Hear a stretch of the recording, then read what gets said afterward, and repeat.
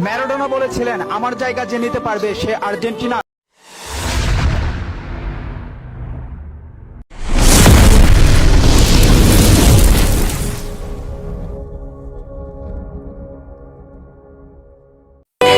Maradona বলেছিলেন, আমার জায়গা যে নিতে পারবে সে আর্জেন্টিনার সেরা খেলোয়াড় হতে পারবে।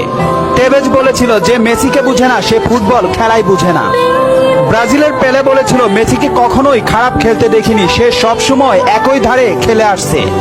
পেপ গার্দিওলা বলেছিলেন, মেসিকে নিয়ে কিছু লিখবেন না, না লিখে ওকে শুধু দেখে যান, কেননা কোনো কোচ বা সিস্টেম তাকে আটকাতে পারে না। রাইকেট বলেছিলেন, মেসির গোল এক একটা শিল্পকলা। আবার বলেছিলেন, মেসি মানে ফুটবলের ইতিহাস। ব্রাজিলের রোনালদো বলেছিলেন, মেসিকে অনেক বেশি কমফিট মনে হয়। ফিকো বলেছিলেন, মেসিকে দেখা মানে অর্গজমের পর অবিশ্বাস্য। জাভি বলেছিলেন, মেসি অন্যদের থেকে কতটা এগিয়ে এটা যারা বুঝে না তারা অন্ধ। ইনিয়েস্তা বলেছিলেন, মেসি যা পারে অন্যরা তা পারে না, বার্সেলোনা আর কখনোই আরেকটা মেসি পাবে না।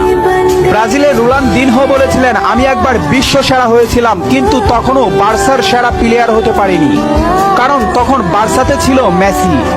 অরিফ বলেছিলেন, মেসিকে দেখলে সব সময় সতর্ক থাকতে হয়। ইব্রাহিমোভিচ বলেছিলেন, মেসির বাঁ পায়ে যথেষ্ট, ডান পায়ের কোনো প্রয়োজনই নেই। খুলিদ বলেছিলেন, মেসিকে দেখতে পাচ্ছি বলে আমরা ভাগ্যবান, কারণ মেসি ফুটবলের সৌন্দর্য। রোমারিও বলেছেন, ও নিউটন আইনস্টাইনের মতো প্রতিনিয়ত নিজেকে ছাপিয়ে যাচ্ছে। আরজি বলেছেন, লিওনেল মেসি বাস্তবে এত নম্র ও ভদ্র, অথচ মাঠে সে একটা আগুনের গোলা।